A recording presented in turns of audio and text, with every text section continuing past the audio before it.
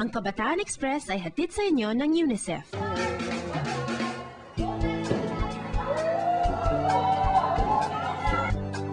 Sa entablado, pwede kang maging kahit sino.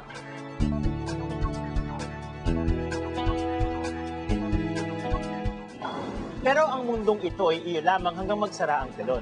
Isa nga lang bang hobby ang pagsali sa teatro? Malalaman natin ang sagot ng ilang kabataan sa ulat ng Manila Bureau.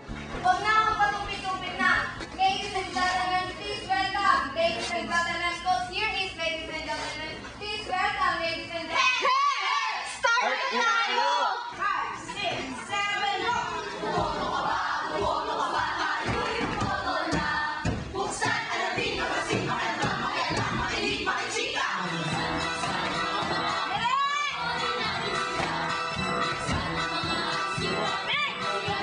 Acting na acting sila, no? At again, sayo pa lang ang mga yan. Ang mga kabataang ito ay kasali sa theater workshop ng PETA o Philippine Educational Theater Association, isang grupong naniniwala na mahalagang papel ng teatro upang magkaroon ng pagbabago sa ating lipunan. Since ang kabataan naman, naniniwala tayo na sila yung magpapatakbo ng ating bayan in the future, magandang magkaroon ng kasiningan ng kanilang buhay, ngayon pa lang habang bata sila, para alam kasi ang sining is food for the soul and it develops the personality of the young people.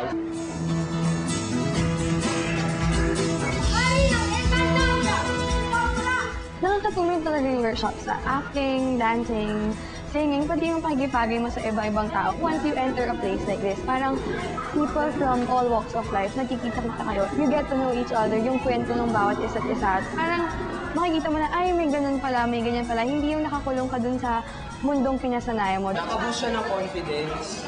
Kasi dito kasi sa PETA, it's more of like finding yourself. Hindi na pure acting. It's more like finding yourself, plus emulating values, and a lot more talaga. Paano mo ba siya pagpatuloy if ever after nag-graduate ka ng high school? As a course or... As a course ako? No, pero as a summer workshop, yes. Teka muna, tama ba ang nadinig namin?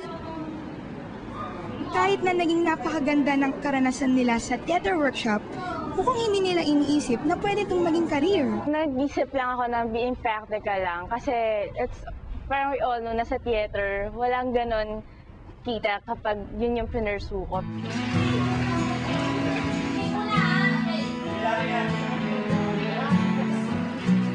Pero minsan daw, nandun din ang panghihinayang. Pag nag-college ako, papasok ako ng organization or club ng theater. Pero doon sa school na napasukan ko, meron, pero hindi siya ganon ka-active. So, hinahanap-hanap ko siya. So, yung mga time na yun, yung feel ko na regression na bakit nursing yung kinuha ko. Parang siguro hindi, bakit parang sayang. Ganon yung feel ko na sana nag-pursue na lang ako ng theater.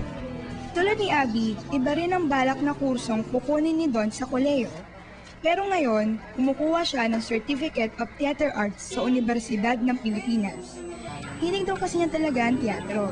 Dalawa lang yung ina-expect kong reaction nila eh. It's either mama nga sila na, oh, theater arts ka pala.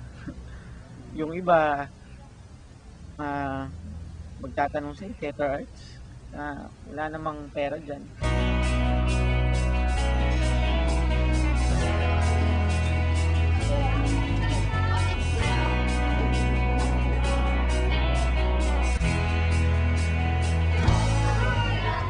Ang laking tulong sa mga kabataang tulad ni Don at Abby ang mga ginagawa ng PETA.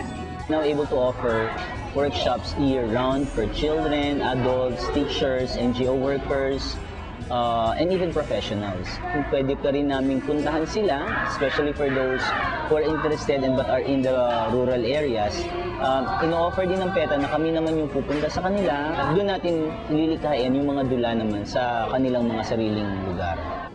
At hindi nag-iisa ang PETA sa layuning mapalaganap ang pagmamahal sa sining na ito. Hindi ko ipagdadamot yung mga natutunan ko sa loob ng teatro. Matuloy akong magiging ehemplo sa mga mas nakababata sa akin na gusto ring kumuha ng ganitong kurso. At yung mga tao na ang hilig talaga umarte. Balang araw, kahit ang mga tulad ni Abby ay nangarap pa rin bumalik sa entablado.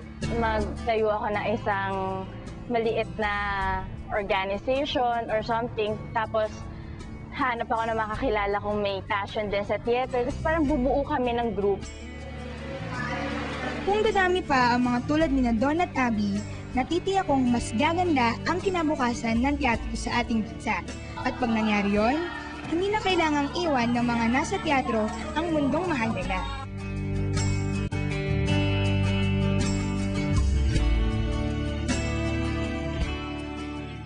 Ang Kabataan Express ay hatid sa inyo ng UNICEF.